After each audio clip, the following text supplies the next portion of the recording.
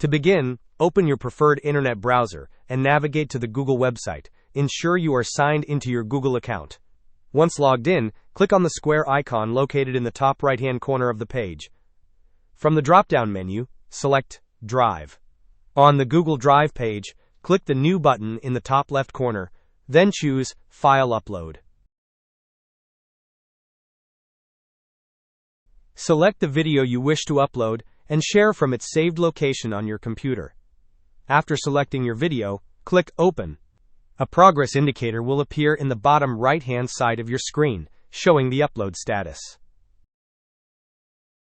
Once the upload is complete, click on the uploaded video. In the top right-hand corner, click the Share button.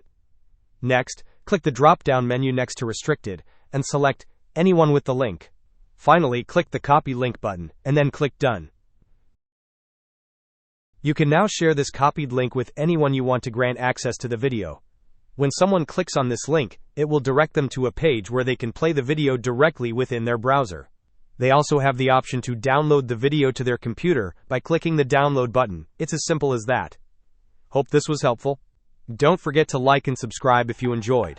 As always, thanks for watching, and I will see you in the next video.